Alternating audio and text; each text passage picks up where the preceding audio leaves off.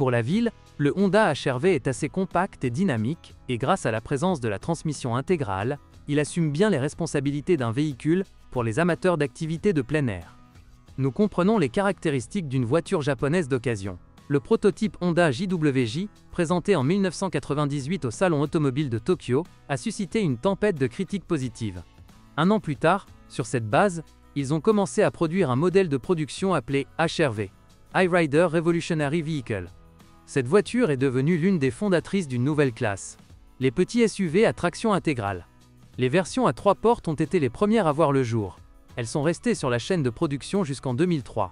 Mais un an plus tard, une version à 5 portes a été ajoutée à la gamme de carrosserie. En augmentant l'empattement, la voiture est devenue plus longue de 100 mm, ce qui a eu un effet positif sur l'espace pour les jambes des passagers arrière. Dans la configuration de base, le HR-V est équipé de la climatisation, de l'ABS, de 2 airbags, d'accessoires full power, vitres plus rétroviseurs, et d'un contrôle de portée des phares. Sur les versions plus riches, on retrouve des sièges et rétroviseurs chauffants, un toit ouvrant, des jantes alliage 16 pouces, un changeur CD, etc. L'ergonomie du siège du conducteur mérite des éloges.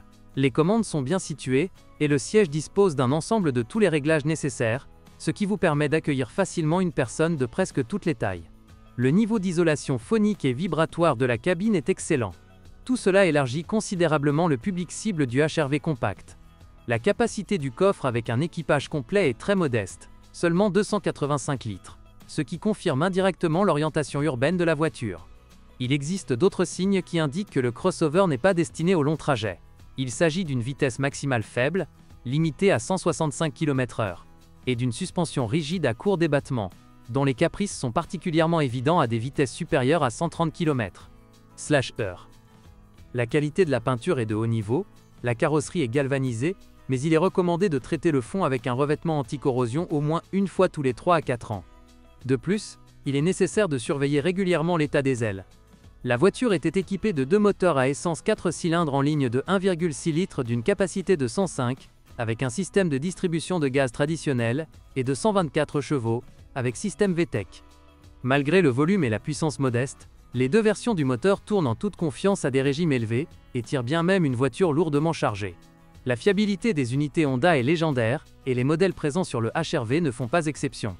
Ils ne nécessitent pratiquement aucun entretien, sauf que l'huile doit être changée une fois tous les 10 000 km, et la courroie de distribution à rouleau doit être changée une fois tous les 100 000 km. De plus, les moteurs sans prétention digèrent sans problème l'essence domestique, démontrant un appétit très modéré par rapport à leurs camarades de classe. Les 2 moteurs pourraient être équipés soit d'une transmission manuelle à 5 vitesses, soit d'un variateur à courroie trapézoïdale, CVT.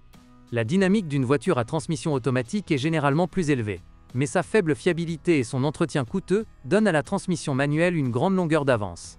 Le principal signe d'un variateur très usé est de légères vibrations sur la carrosserie au moment du démarrage, qui se font particulièrement sentir sur la pédale d'accélérateur. Il est recommandé de changer l'huile du variateur tous les 40 000 km, et, avec un style de conduite actif, encore plus souvent, tous les 20 000 km. Une huile spéciale est fournie pour CVT Honda Ultra HMMF, et l'utilisation de toute autre chose est strictement interdite. En mécanique, l'huile est également changée tous les 40 000 km. Avec un style de conduite prudent, l'embrayage dure généralement environ 150 à 200 000 km. La suspension de la voiture est réglée pour une conduite active. La voiture avec une garde au sol impressionnante, 170 mm, a des réactions assez vives aux sollicitations de la direction et gère bien les grandes irrégularités. La suspension avant est indépendante, de type McPherson, et une poutre semi-indépendante est installée à l'arrière. Les 2 essieux sont équipés de barres anti-roulis, et ce sont elles qui causent les premiers ennuis aux propriétaires de HR-V. Après seulement 40 000 km, il peut être nécessaire de remplacer les jambes de force et les bagues du stabilisateur avant. Celles à l'arrière durent environ 100 000 km. Les silem blocs des leviers avant sont remplacés séparément, mais si les rotules sont usées, l'ensemble levier devra être remplacé. Initialement, la voiture était équipée exclusivement d'une transmission intégrale, mais en 2001, des versions à traction avant sont également apparues sur le marché. Le système de transmission intégrale Real-Time 4WD est basé sur un visco-accouplement multidisque. Sa particularité est que sur asphalte, la voiture se comporte comme une voiture à traction avant et consomme donc moins de carburant. Mais dès que les roues avant commencent à patiner, l'essieu arrière s'enclenche, ce qui pousse la voiture. La fiabilité de la transmission intégrale est assez élevée, Mais il est nécessaire de surveiller les bottes de joint et de changer l'huile du différentiel tous les 60 000 km. Et vous devez utiliser uniquement du Honda Ultra DPSF ou un VMT 4 analogique plus récent. De plus, avant d'acheter, vous devez vérifier le jeu des traverses à cardan. Sa durée de vie est de 150 à 200 000 km, car les traverses ne peuvent pas être changées séparément. Si vous entendez un bruit désagréable lors de virages serrés, cela signifie que la boîte de vitesse arrière doit être révisée. Ce problème peut apparaître dès 80 000 km.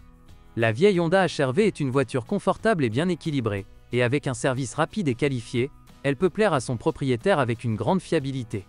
En semaine, il est pratique de se rendre au travail en voiture, et le week-end, vous pouvez facilement vous rendre à votre Dacia sans craindre les routes de campagne, même légèrement dévastées. Cependant, ne vous laissez pas emporter. Les tests, tout-terrain sérieux, sont strictement contre-indiqués pour un SUV typique. Les moteurs sont très fiables. L'huile doit être changée une fois tous les 10 000 km, et la courroie de distribution à rouleau doit être changée une fois tous les 100 000 km.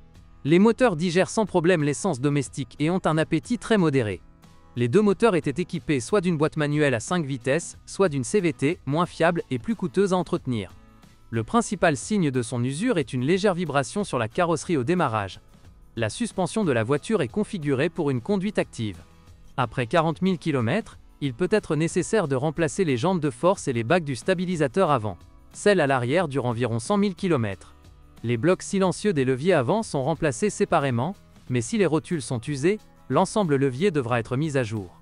La qualité de la peinture est de haut niveau, la carrosserie est galvanisée, mais il est recommandé de traiter le fond avec un agent anticorrosif au moins une fois tous les 3 à 4 ans. Il est nécessaire de surveiller l'état des doublures d'ailes. Bonjour les amis. Vous cherchez une voiture d'occasion? Vous devez prêter attention au site web Carm.pro. Carm.pro est grand catalogue de voitures, moteurs, boîtes de vitesse. Et le meilleur, c'est que vous pouvez trouver des informations sur les pannes de n'importe quelle pièce. Complètement gratuit. Allez sur le site web Carm.pro et découvrez tous les éventuels